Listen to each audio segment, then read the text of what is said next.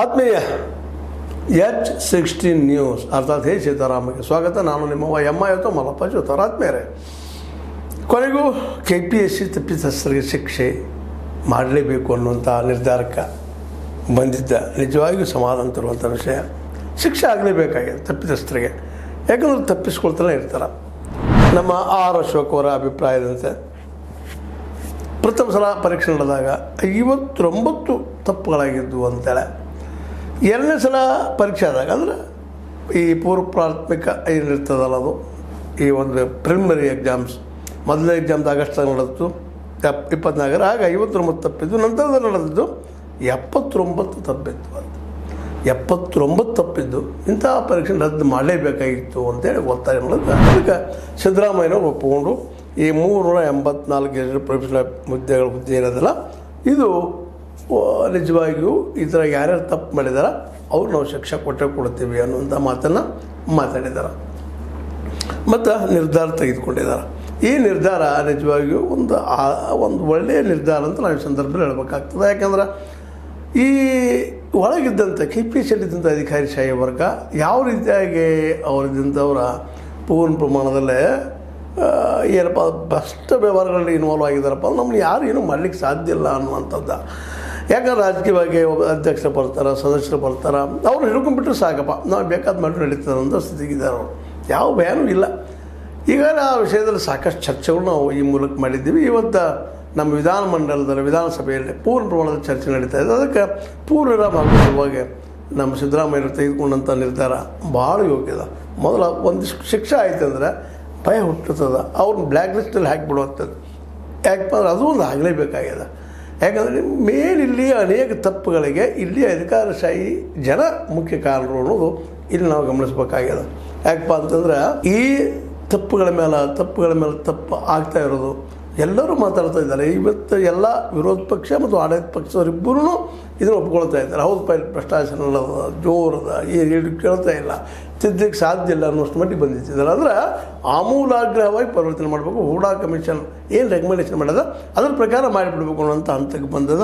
ಅದಕ್ಕೆ ಇನ್ನು ಎಕ್ಸಾಮ್ ನಡೆಸೋ ಬದಲಾಗಿ ಅಂತ ನಮ್ಮ ಸಿದ್ದರಾಮಯ್ಯನವರು ಸ್ಪಷ್ಟವಾಗಿ ಹೇಳಿದ್ದಾರೆ. ಇಲ್ಲ, ಈಗಾಗಲೇ ಒಬ್ಬರು ಹೈಕೋರ್ಟ್ಗೆ ಹೋಗಿದ್ದಾರೆ, ಅದೇನು ತೀರ್ಮಾನ ಆಗ್ತದೆ. ಒಂದು ವೇಳೆ ಇಲ್ಲಪ್ಪ ಏನೇನು ನೀವು ಎಕ್ಸಾಮ್ ಮಾಡಬೇಕು ಅಂತ ಅನ್ನೋದು ಬರ್ತಪ್ಪ ಅಂದ್ರೆ ಮಾಡೋಣ್ರಿ, ಏನಿಲ್ಲ ಅಂದಾಗ ಈ ಸದ್ಯ ಹೈಕೋರ್ಟ್ನಲ್ಲಿರೋದ್ರಿಂದ ಅದನ್ನು ಏನೂ ಮಾತಾಡಲಿಕ್ಕೆ ಸಾಧ್ಯ ಇಲ್ಲ ಅಂತ ಮಾತಾಡಿದ್ದಾರೆ. ಅಷ್ಟೇ ಅಲ್ಲ, ಇನ್ನೊಂದು ಮಾತನ್ನು ಭಾಳ ಏನಪ್ಪ ಅಂತಂದ್ರೆ ನಾವು UPSC ಮಾದರಿಯಲ್ಲಿ ಇನ್ನು ಎಕ್ಸಾಮ್ ನಡೆಸ್ತೀವಿ ಅನ್ನುವಂಥ ಮಾತನ್ನು ಇದು ಮೊದಲಾಗಬೇಕಾಗಿದೆ ರೀ.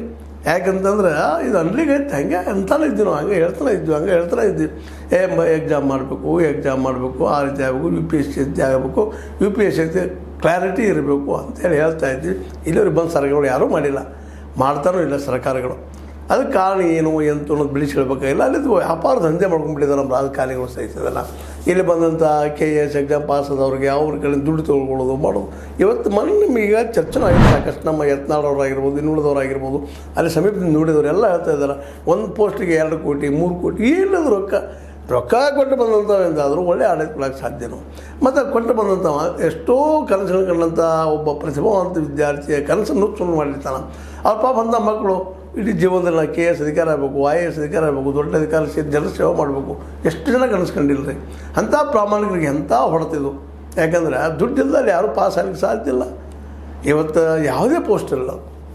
ಈಗ ಒಂದು KS ಅಧಿಕಾರಿ ಇರ್ಬೋದು, KPSC ಅಧಿಕಾರಿ ಇರ್ಬೋದು, ಯಾವುದೇ ಒಂದು ಕ್ಷೇತ್ರದ ನೀವು ಎಲ್ಲಿದ್ದು ಯಾವುದೇ ಇಲಾಖೆಯಲ್ಲಿ ಎಕ್ಸಾಮ್ ತೊಗೊಂಡು ಅಲ್ಲಿರುವಂಥದ್ದು PDOಗಳಲ್ಲಿ ಮತ್ತೊಂದು ಕಡೆ ಎಷ್ಟೋ ಪ್ರಾಮಾಣಿಕವಾಗಿ ಎಕ್ಸಾಮ್ ನಡೆಸಬೇಕು, ಮಾಡಬೇಕು, ಹಾಗೆ ಮಾಡಬೇಕು, ಹೀಗೆ ಮಾಡಬೇಕು ಅಂತೇಳಿ ಅನೇಕ ರೀತಿಯ ಚರ್ಚೆಗಳು ಆಗಿದ್ದರೂ ಸಹಿತ ಇವತ್ತು ನಾವು ಅತ್ಯಂತ ನೋವಿನಿಂದ ಹೇಳಬೇಕಾಗಿದೆ, ಅವು ಯಾವುವು ಅನುಷ್ಠಾನಗೊಳಿಸ್ತಾ ಇಲ್ಲ. ಈಗ ಇದ್ದಿದ್ದರಲ್ಲೇ ದೇವರಾಜ್ ಅರಸರು ಅವರಿಂದ ಸ್ಟಾರ್ಟ್ ಆಗಿದ್ದು ಭ್ರಷ್ಟಾಚಾರ KPSCಯಲ್ಲಿ ಅಲ್ಲೇ ಇಲ್ಲ. ಅವ್ರ ನಂತರದಲ್ಲಿ ಬಂದ ಒಂದು ಸ್ವಲ್ಪ ಉತ್ತಮರಪ್ಪ ಅಂತೇಳಿ ನಮ್ಮ ಸಿದ್ದರಾಮಯ್ಯರ ಮೇಲೆ ಒಂದು ವಿಶ್ವಾಸ, ಅಂಧವಿಶ್ವಾಸವೋ ಮಂದವಿಶ್ವಾಸವೋ ಗೊತ್ತಿಲ್ಲ. ಅವರಾದರೂ ಈ ಸಲ ಹೂಡಾ ಕಮಿಷನ್ ಪ್ರಕಾರ ಮೊದಲು ಈ ರಾಜಕಾರಣಿಗಳು ಅಲ್ಲೇ ತೆಗೆಸ್ಬೇಕಾಗಿದೆ.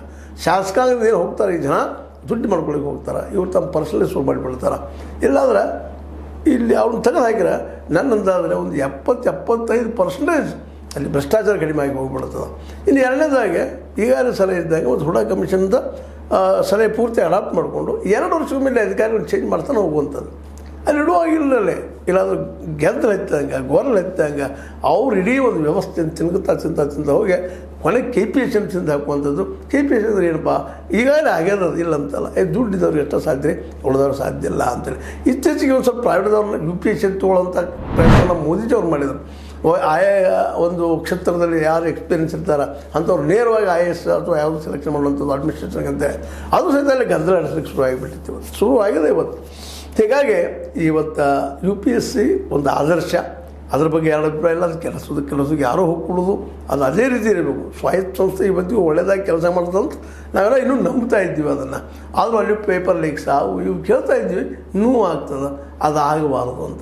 ಯಾಕಂದರೆ ದೇಶದ ಕೆಲವು ಪ್ರತಿಭೆ ನಾವು ಕಲಿಸೋದಕ್ಕೆ ಕೆಲವು ಮಕ್ಕಳಿಗೆ, ಆದರೆ ಮತ್ತು ಕೆಲವು ಬರ್ತನೋ ಯಾವುದೋ ಪ್ರತಿಭೆ ದುಡಿದ ಮ್ಯಾಲೆ ಬಂದಿರ್ತಾರೆ, ಅವ್ರಿಗೂ ಇಲ್ಲ ಅಲ್ಲಿ ಅವಕಾಶ ಅಂದ್ರೂ ಆಗೋದಿಲ್ಲ. ಅವರು ಹೀಗಾಗಿ ಹೊರಗೆ ಹೋಗ್ತಾ ಇದ್ದಾರೆ. ಬ್ರೈನ್ ಡ್ರೈನ್ ಅಂತ ನೀವು ಕೇಳ್ತಾ ಇದ್ದೀರಿ. ಅನೇಕ ಕಲಿತಂಥ ವರ್ಷಕ್ಕೆ ನೋಡ್ರಿ 13 ಲಕ್ಷ ಜನ ಹುಡುಗರು ನಮ್ಮ ವಿದ್ಯಾರ್ಥಿಗಳು ನಮ್ಮ ದೇಶ ಬಿಟ್ಟು ಕಲಿಯೋದು ಬೇರೆ ದೇಶಕ್ಕೆ ಹೋಗ್ತಾ ಇದ್ದಾರೆ. ಅಲ್ಲೇ ಸಿಕ್ಕ ನೌಕರಿಗೆ ಎಲ್ಲೇ ಹೋಗಿ ಬಿಡ್ತಾ ಇದ್ದಾರೆ. ಯಾಕಂದ್ರೆ ಅವಕಾಶ ಇಲ್ಲಲ್ಲ, ಇಲ್ಲೇ ಯಾವುದೇ ರೀತಿಯಾದಂಥ ಅವಕಾಶಗಳಿಲ್ಲ. ಅದಕ್ಕಾಗಿ ಇವತ್ತು ನಾವಿದ್ದಂಥವ್ರು ಭಾಳ ಎಚ್ಚರಿಕೆಯಿಂದ ಹೆಜ್ಜೆ ನಡಬೇಕಾಗ್ಯದ. ಏನಪ್ಪ ಅಂತಂದ್ರೆ ಇಲ್ಲಿ ಮೊದಲು ಭ್ರಷ್ಟಾಚಾರ ಹೋಗ್ಬೇಕು. ಅದು ಹೋಗ್ಬೇಕಾದ್ರೆ ಅಧಿಕಾರಿಗಳು ಮೊದಲು ಏನೋ ಅವ್ರನ್ನ ತಿದ್ದಬೇಕು, ಅವ್ರನ್ನ ಸಸ್ಪೆಂಡ್ ಮಾಡಿ. ನೀವು ನೋಡ್ರಿ ಅಧಿಕಾರಿಗಳು ವ್ಯವಸ್ಥೆ ಹೆಂಗಂತೇಳಿ, ಅಧಿಕಾರಿಗಳು ದೊಡ್ಡ ದಿಟ್ಟು ಇರೋದಿಲ್ಲ. ಅವ್ರು ಹಿಂದಿದ್ದಂಥ ರಾಜಕಾರಣಿಗಳು ಕೆಟ್ಟ ದಾರಿಗಳನ್ನು ತೋರಿಸೋರು ಅಧಿಕಾರ ಸೇವರ್ಗದವರು, ಅದು ಧೈರ್ಯವಂತರಲ್ಲ ಅವರು. ಅದು ಹಿಂದಿಂತ ರಾಜಕೀಯ ಜನ ಎಲ್ಲ ಬಿಟ್ಟಿರ್ತಂಥವ್ರು ಅಂತ ಹೇಳ್ಬೋದು ಇವತ್ತು. ಯಾಕಂದರೆ 224 ಹೆಚ್ಚು ಕಡಿಮೆ ಎಲ್ಲರೂ ಒಂದೇ ನೀತಿ ಇದ್ದಂಥ ಜನ ಇದ್ದಾರೆ.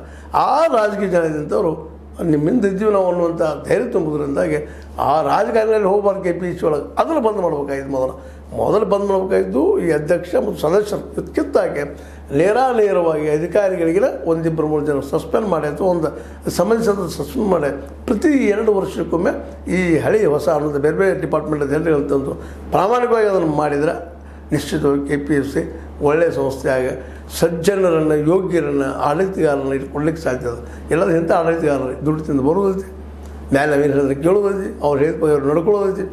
ಹೀಗಾಗಿ ಇವತ್ತು AC ಪೋಸ್ಟು ಮತ್ತು ಪೋಸ್ಟು ಈಗಾಗಲೇ ಆಡಿಕೊಳ್ಳೋದು ಸಾಕಷ್ಟು ಕೋಟಿಗಳಲ್ಲಿ ಹರಾಜಾಗ್ತಾ ಇದ್ದಾವೆ. ಹೀಗಾಗಿ ಈ ರಾಜ್ಯದ, ಈ ದೇಶದ, ಮುಖ್ಯವಾಗಿ ರಾಜ್ಯದ ಆಡಳಿತ ಕುಸಿತಾಗ್ತಾ ಇದೆ. ಆಡಳಿತದಲ್ಲಿ ಏನು ಉಳಿತಾ ಇಲ್ಲ, ಏನು ಉಳಿದಿಲ್ಲ. ಈಗ ಸುಮ್ಮನೆ ಹೇಳಿದ್ರೆ ಏನೂ ಅರ್ಥ ಇಲ್ಲ. ಹೇಳ್ತಾರೆ ಏನೋ ನಮ್ಮ ಚಲುವರಾಯ ಸ್ವಾಮಿ ಅವ್ರು ಹೇಳ್ತಾರೆ, ಇಲ್ಲ ಏನು ಹಾಳಾಗ್ತದೆ. ಇಲ್ಲ, ಹಾಳಾಗ್ಯದ. ಈಗ ಹಾಳಾಗುವಂಥದ್ದು ಇಲ್ಲ, ಕುಸಿದು ಹೋಗಿಬಿಟ್ಟದ ಆಡಳಿತ. ಯಾವುದೇ ತಹಸೀಲ್ದಾರ್ ಆಫೀಸ್ಗೆ ಹೋದ್ರು ದುಡ್ಡು ಕೊಡಲಾರ್ದು ಯಾವ ಕೆಲಸನೂ ಆಗೋದಿಲ್ಲ ಅನ್ನೋದು ಎಲ್ಲರಿಗೂ ಬಿಸಿ ಮುಟ್ಟಿದಂಥ ಮಾತು. ಯಾಕಂದರೆ ಅವರೆಲ್ಲರೂ ಹೇಳ್ತಾರೆ, ಮೇಲಿನವ್ರು ಕೇಳ್ತಾರೆ, ಇವ್ರಿಗೆ ಪರ್ಸೆಂಟ್ ಕೊಡಬೇಕು, MLAಗೆ ಇಷ್ಟು ಪರ್ಸೆಂಟ್ ಕೊಡಬೇಕು, MP ಇಷ್ಟು ಪರ್ಸೆಂಟ್ ಕೊಡಬೇಕು, ನಮಗಷ್ಟು ಪರ್ಸೆಂಟೇಜು, ಅಲ್ಲಿ ಇಂಜಿನಿಯರ್ ಪರ್ಸೆಂಟೇಜು, ಕಳಪೆ ಕಾಮಗಾರಿ ನಿಶ್ಚಿತವಾಗಿ ಮಾಡಿರ್ತಾರೆ. ಅವ್ರನ್ನ ಹೇಳಿದ್ರೆ ಕೇಳ್ಕೊಳ್ಳಿ ಯಾಕಪ್ಪ ಹೆಂಗೆ ಅಂದಾಗ ಸಹಜವಾಗಿ ಎಲ್ಲರಿಗೂ ಮುಟ್ಟಬೇಕ್ರಿ. ಈ ಮುಟ್ಟು ವ್ಯವಸ್ಥೆ ಏನದಲ್ಲ ಇದು ಬಂದ್ ಆಗಬೇಕಾಗ್ಯದ. ಇದು ಬಂದಾದರೂ ನಿಶ್ಚಿತವಾಗಿ ಒಳ್ಳೆಯ ಆಡಳಿತ ಆಗ್ತದೆ. ನಮ್ಮ ರಾಜ್ಯ ಸುಭಿಕ್ಷೆ ಆಗ್ಬೋದು, ಬೆಳೀತದೆ. ಇದರಲ್ಲಿ ಎರಡು ಮಾತೇ ಇಲ್ಲ. ಇದನ್ನು ಮಾಡೋ ಸಲುವಾಗಿ ಇವತ್ತು ಸಿದ್ದರಾಮಯ್ಯನವರು ಕಠೋರವಾದ ನಿರ್ಧಾರ ತೆಗೆದುಕೊಂಡ UPSC ಹಂಗೆ ಹೂಡಾ ಕಮಿಷನ್ ಮತ್ತೆ ಹೇಳ್ತಾ ಇದ್ದೀವಿ. ಅದನ್ನು ಅಡಾಪ್ಟ್ ಮಾಡಿರಿ, ಸುಲಭ ಹಾಕೋದು ಹೋಗ್ಬಾರ್ದು ಅದನ್ನು. ಯಾಕಂದ್ರೆ ಒಳ್ಳೆಯ ಆಡಳಿತ ನಮ್ಗೆ ಬರಬೇಕಾಗಿತ್ತಪ್ಪ ಅಂತಂದ್ರೆ ನಾವಿದ್ದಂಥವ್ರು ಇದು ನಿರ್ಧಾರ ತೊಗೊಳ್ಳೇಬೇಕಾಗಿದೆ ಅಂತ ಹೇಳ್ತಾ, ಇದು ನಿಮ್ಗೆ ಲೈಕ್ ಆಗಿರ್ಬೋದು. ಲೈಕ್ ಮಾಡಿ, ಶೇರ್ ಮಾಡಿ, ಕಾಮೆಂಟ್ ಮಾಡಿರಿ. ಜೊತೆಗೆ ಸಬ್ಸ್ಕ್ರೈಬ್ ಹೋಗ್ಬೇಡ್ರಿ. S16 ನ್ಯೂಸ್ ಅರ್ಥಾತ್ ಹೆಚ್ಚು ತರಬಹುದು. ಸತ್ಯದ ಕೈಯಲ್ಲಿ ವಂದನೆಗಳು.